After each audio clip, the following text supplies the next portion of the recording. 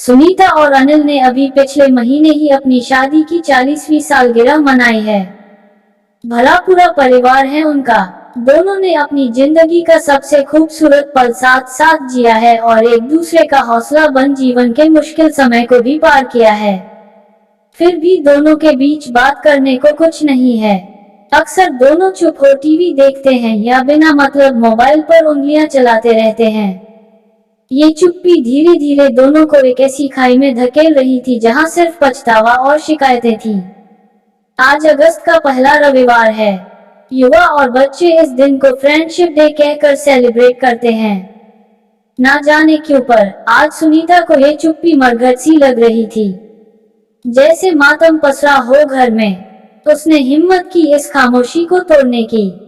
सुबह चाय के साथ उसने अनिल की तरफ फ्रेंडशिप बैंड देते हुए कहा, ए जी, हैप्पी फ्रेंडशिप डे। अनिल ने आश्चर्य से सुनीता को देखा, फिर होठों को एक और दबाते हुए व्यंग में बोला, 60 साल में सठिया गई हो क्या?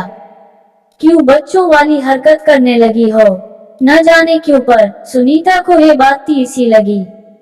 जब कोई घाव बहुत पुराना हो जाता है तो उसमें मवाद भर जाता है, फिर हल्का सा दबाने पर भी वह बहने लगता है। आज कोई बहुत पुराना दर्द सुनीता की आंखों से बहने को तैयार था।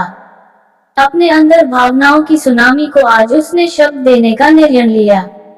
बिना किसी किंतु परंतु के उसने बोलना शुरू किया, तुम हंस रहे हो क्यों? क्योंकि हमारी सोच हमें ऐसा कुछ करने की इजाजत नहीं देती है ना। पता है, जब हम लड़कियां शादी करती हैं तो अपने पति में हमें किसी भगवान की तलाश नहीं होती।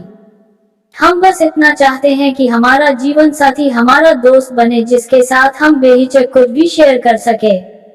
सुनीता बैंड को पैक करते हुए आगे बोली, ढलती उम्र हो चली है हमारी, चाह नहीं कुछ पाने की, लेकिन सभी रिश्तों में नहीं मिला मुझे वो दोस्ती वाला सुकून जो जवानी में फिल्में देखकर तुमसे खोजा करती थी। तुम बड़े ही इत्मीनान से मेरे सामने मेरी सहेलियों की काया उनकी छाया की तारीफ कर देते हो। देखती हूँ मैं कि जानते हो तुम कि मुझे कुछ चुप सा जाता है उस वक्त पर तुम निसंकोच बोलते जाते हो और मुझसे समझदारी की उम्मीद रखते हो कि मैं बुरा ना मानूं। परंतु जब मैं तुम्हारे दोस्तों की तारीफ करती हूँ और ऐसी ही उम्मीद तुमसे करती हूँ तो क्यों तुम्हारी समझ मेरे चरित्र का विश्लेषण करने लगती है? अपना तन मन तुमको सौंप दिया है और तुम अच्छे से जानते हो कि मेरे ना विचार में ऐब है ना चरित्र में। मैं तो बस तुमसे तुम्हारी ही तरह खुले मन से किसी पर पुरुष की तारीफ कर रही हूँ, क्योंकि तुम ही मेरे दोस्त हो, साथी हो, हमदर्द हो और मेरा सब कुछ हो।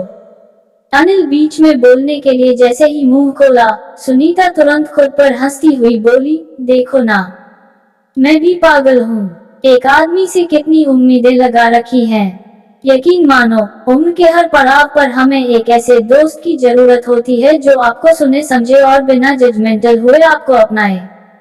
शादी की सालगिरह हो या बच्चों का जन्मदिन, पारिवारिक कार्यक्रम हो या दफ्तरी प्रोग्राम, हमने एक कुशल दंपति बन हर जगह अपनी पहचान बनाई है। लेकिन हम दोनों एक दूसरे के लिए सिर्फ एक पति पत्नी भर ही हैं। इस रिश्ते में इससे ज्यादा की मेरी उम्मीद क्या हास्यास्पद है। हम दोनों ने अपनी पूरी जिंदगी परिवार बनाने और उसको चलाने में निकाल दी। आज जब उम्र के आखिरी दौर में हैं तो क्यों ना हम खुलकर जिएं, जैसे एक दोस्त दूसरे दोस्त के साथ जीता है। क्यों ना हम एक बार, आखिरी बार ही सही, एक दूसरे के दोस्त बन जाएं और इस घर में फैलते सन्नाटे को रोक ले।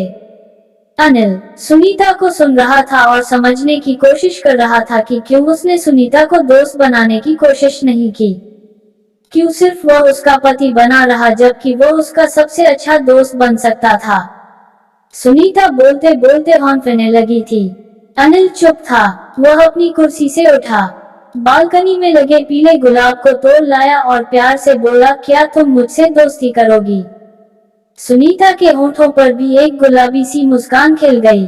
दोस्तों, कहानी कैसी लगी कमेंट बॉक्स में जरूर बताएं और हिंदी कहानियाँ सुनना पसंद करते हैं तो चैनल को सब्सक्राइब करें, बेल आइकॉन जरूर दबाएं। वीडियो में लास्ट तक बने रहने के लिए धन्यवाद।